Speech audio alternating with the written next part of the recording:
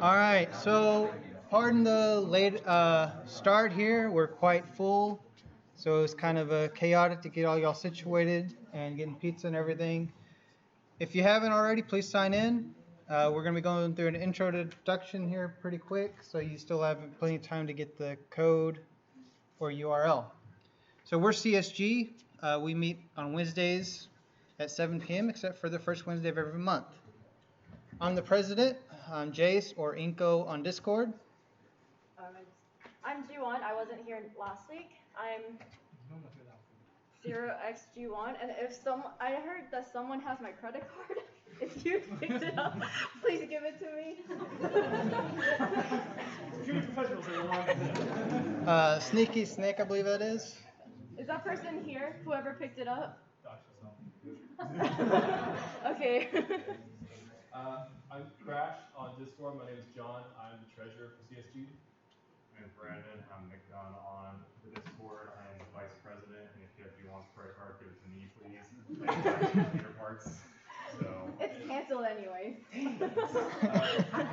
Our other officer Pro right now is actually introducing himself to the freshmen just over in the TI auditorium. But he's not here today. So. Yeah. So how many of y'all actually are coming from that event this week? Freshmen. We got 1, 2. Yeah, cool. Alrighty. So we're going to go over some forensics, in particular the audio and video aspect of forensics. So we're starting this kind of goofy thing, I guess you can call it, where we're doing a CTF problem with our meeting. I don't know if y'all ever done a CTF. There's typically a huge series of problems that you're trying to do to complete, and they're all worth points, and it's a competition. So we're trying to do more simplified problems for people who haven't been in CTF, such that we're kind of introducing it to you in an easy fashion. There's the URL or QR code up here. I will have this up again at the end, along with our Discord and the sign-in again. If you have a question, feel free to raise your hand or just speak out, or you can use the questions URL there up at the top.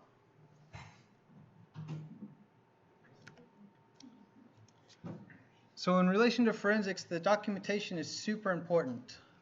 We can't emphasize this enough, as it preserves the integrity of evidence. And this evidence will be used in court cases. So what is forensics? Anybody have an idea?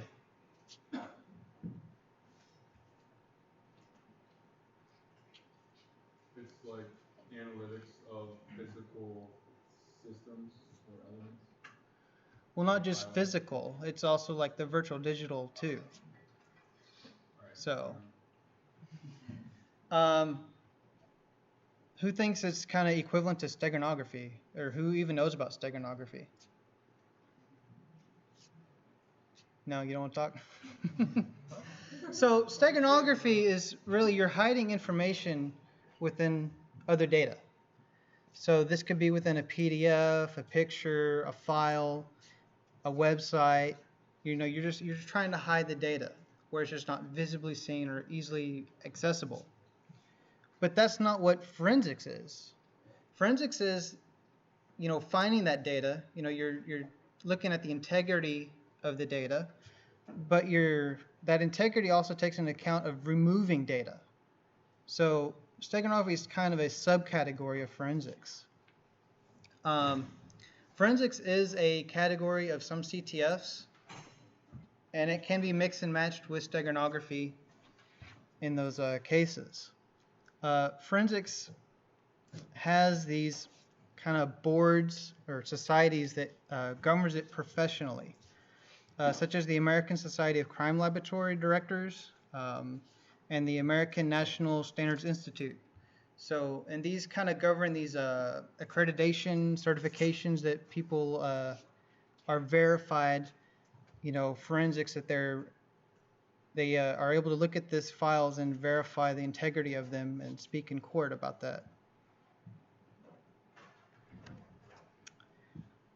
Some other standards here, kind of already gone into, but the Audio Engineering Society and American Board of Recorded Evidence, they are more so into the voice integrity, like verifying your unique voice identity. So they have their requirements, such as at least 90% of all comparable words must be very similar orally and spectrally, producing not less than 20 matching words. So, I mean, that is really to say your 100% identification per se. Whereas they got the probable identification where there's at least 80% comparable words and not less than 15 matching words. And they continue down as well.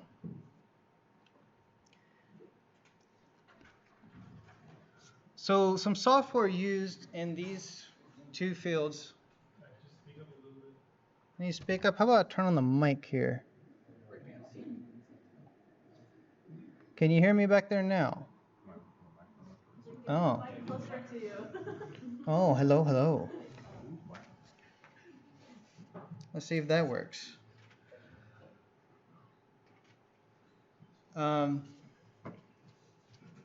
Alrighty, so the software that's used, there are a lot of professional software out there, in particular video, right? There's all these companies that are like, here's our software for the fact of video authentication, editing, and everything like that.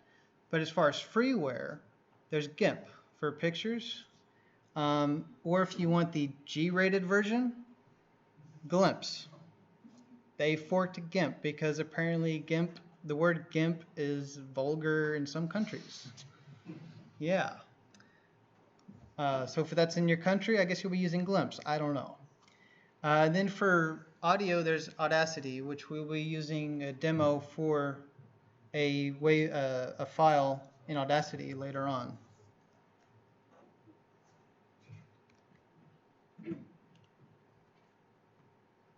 Is there any more pizza left? I don't know. All the lids are closed. There is apparently. Don't be shy. Don't be shy. So for the audio, not to go into too much detail as there's many more analysis than this, but such as the waveform analysis, where people are kind of watching the waveform, which it displays, reflects graphically the relationship between the time and amplitude of recorded sounds. And this allows the identification or comparison of if there's been some sudden stop and stop, like they removed data or they stopped recording so something wouldn't be heard, such as in evidence. Or a distinctive mark or signature that's on a tape, such as the physical tape analog that they'll look into. Then you got the spectrographic analysis. This displays the recorded material in a time frequency and amplitude. We'll be looking at both of these graphical displays in Audacity later on, so you can get more detail on that. Then there's scanning software, which this goes back into kind of professional, where they'll scan the audio looking for anything that has kind of hanky, been removed, things like that. And this also goes into video. They'll do that as well.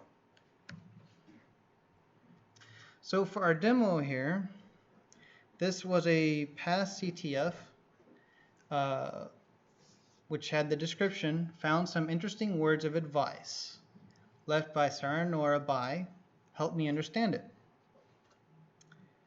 And there was a hint of why does the right channel sound strange. So here's Audacity, and I've already loaded the file. Now then we have our two channels of our left up here at the top and the right at the bottom. I don't know how this sounds exactly going to work. HDMI actually will take it, won't it? Yeah.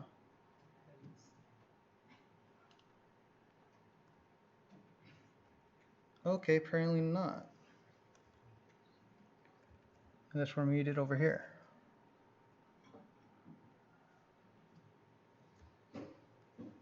All right, technical difficulty there. I don't think the HDMI sound actually works. Well, I have this up. I don't have any headphones in, so my speaker should be blaring right now. The HDMI should take the audio.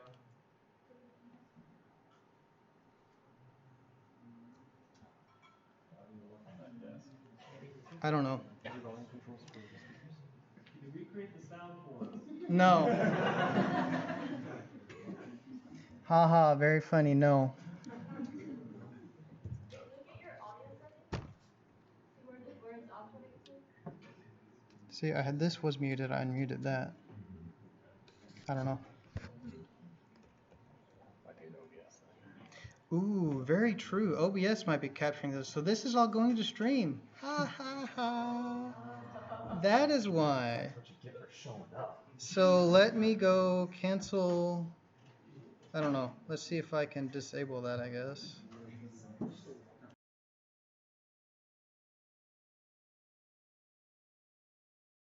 OBS is capturing that. Sorry.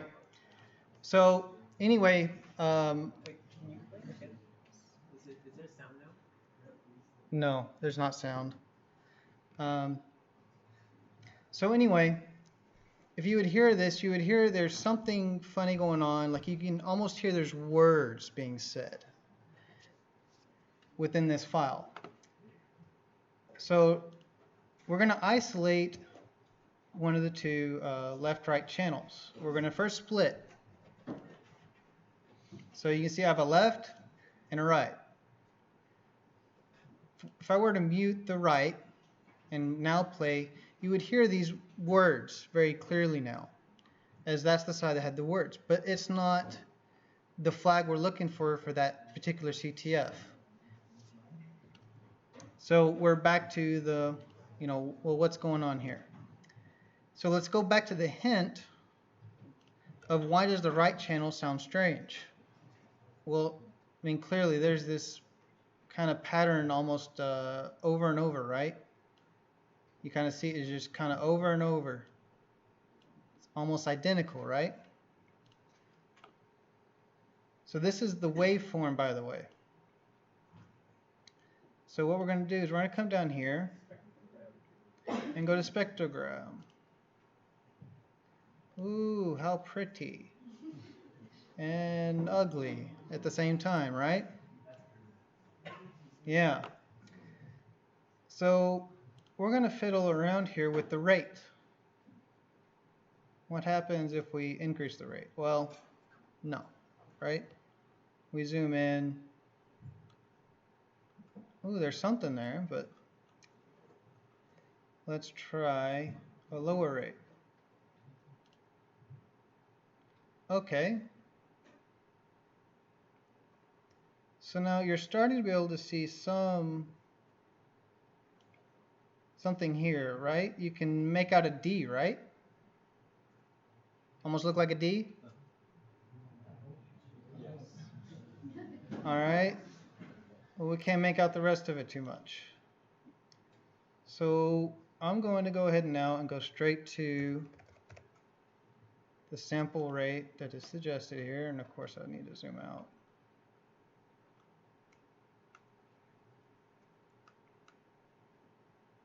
Go back to the beginning here. Still not. What's going on? It was almost easier at the other one, wasn't it? What exactly are you looking for? So what happens is you're looking, like right here, there's a letter in the red, right? It's much easier to identify right here with this D.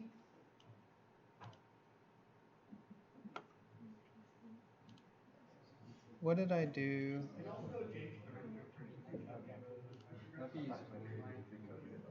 I'm sorry, what was that? You can change the range of frequencies. Might help you because you're kind of using a lot of space for How would you change the range of frequencies? Hover on the spot. Here we go. Maybe this. Let's go, what, 500.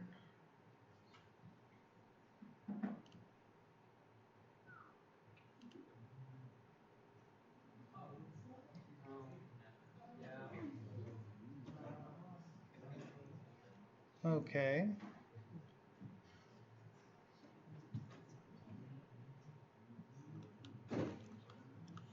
I don't know. I had it in a view that was easier to make out earlier. Now, clearly, I don't. But anyway, supposedly there was supposed to be an E, an A, an S. This looks like a V, but it's supposed to be a Y. Right? And then you got CTF, curly brace, DO underscore A underscore. Ooh. Let's see, F, R, I don't remember the rest of this. U something. Frustration. Yeah, sounds about right. Yes, it was do a frustration, yes. So do a frustration. Here's the last in there, curly brace, and then it repeats. Easy, C, etc. So clearly you got to play around with the rate and kind of how you're looking at that to get it to be more clearly here. But this is how things are hidden in a kind of wave file in the spectrum. So, how would you know to look for the outline of physical letters within a waveform? Because I don't even understand how you would encode that. I'm not sure how you encode it either. Like actually generating the problem, right? This was CTF. I don't know how you generate this, but now how to look for it. Oh. You're just gonna play around with what you see, right? What Like brings the Odds to this? are it's gonna sound like a bunch of it's gonna sound like a bunch of static anyway, so that can Right. be the first clue. Henry.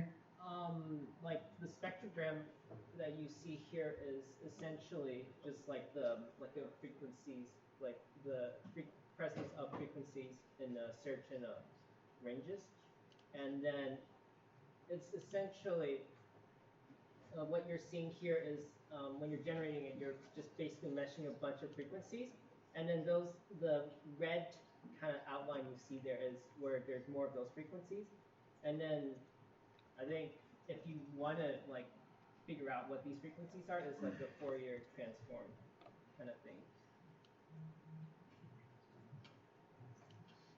So this essentially is a common way to encode messages via audio file. That's Right. one way. It's one way. There are various ways.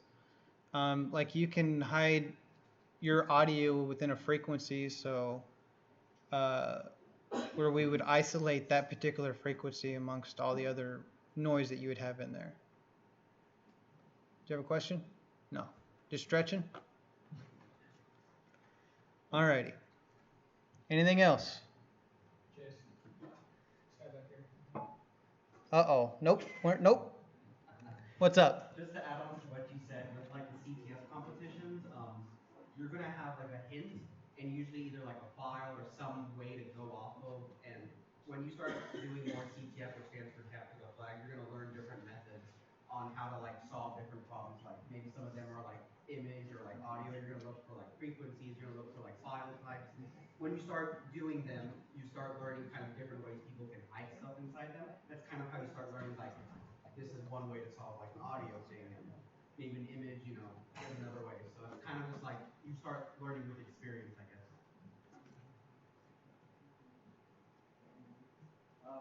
I have Audacity, and it looks really different from yours.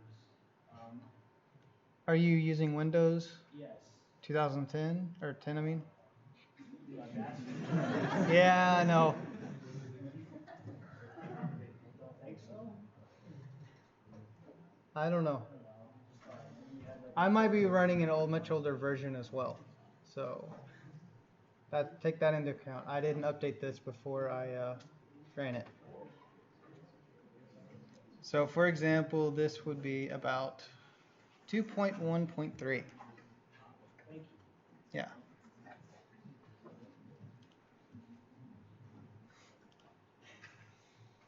All right. Anything else?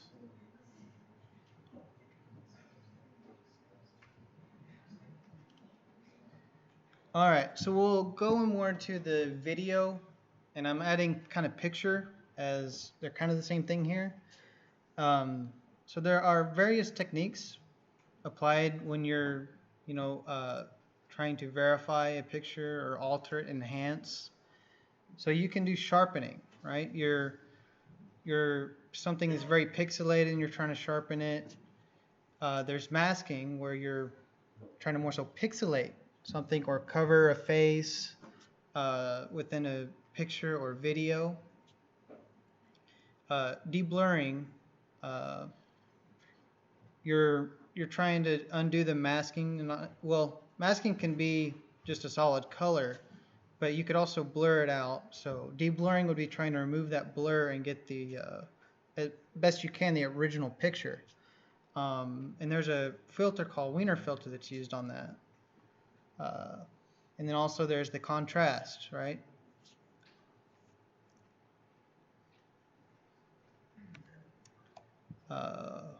Nope. So next we'll go into, these are somewhat more on the video side, such as the stabilization. There's your video is just very janky all over the place, and so they can stabilize this. And it's also included within a camera when you're recording as well. Interlacing can be both picture and video. And what that is more so you're lacing two kind of frames or images together that are spaced out where one's the odd lines and the other one's the even lines. So they come together as one, but they're kind of split up into two things there. And then there's demultiplexing, which is really associated with videos. And that's such as within a CCTV system or you're isolating a camera within that system. So you can have one channel that's having 4 or so cameras going down in that signal, and you're removing that one camera that you want to look at and view, or just allow all 4 of them to be displayed. So next up we have an example, and this is again from a CTF. Anybody know what this is? What kind of file? It's a GIF. Yeah. GIF. Yeah, GIF, GIF, whichever way you want to pronounce it. This challenge. And so I don't remember what. I know it was Modern Picasso was the title of this, but you're trying to find the flag again in this image. So who thinks it's like visibly in the image, the flag? Well, you'd be right. It's not. It's hidden in the fact that of the multiple, frames of the GIF, where if you combine them all together, yeah. And there are multiple ways to do that. You can use GIMP, for example, where you import the GIF and it'll have all the layers of each frame of the GIF, and you just combine them all down into one layer. Or there's even StegSolve, a Python kind of command.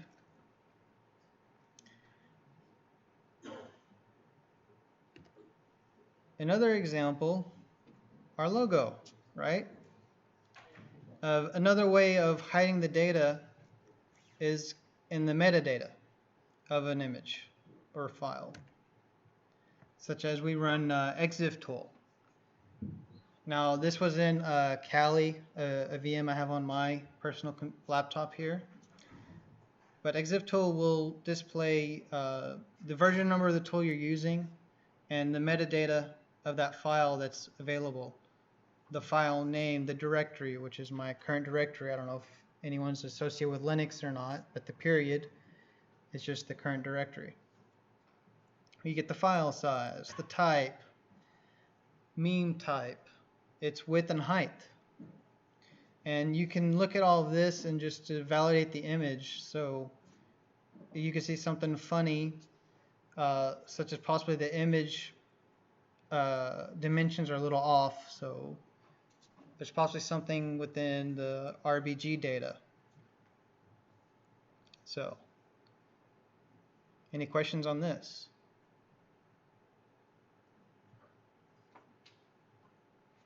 No. Alrighty. Well, that would conclude our talk on this of the video and audio forensics here. We will go over our announcements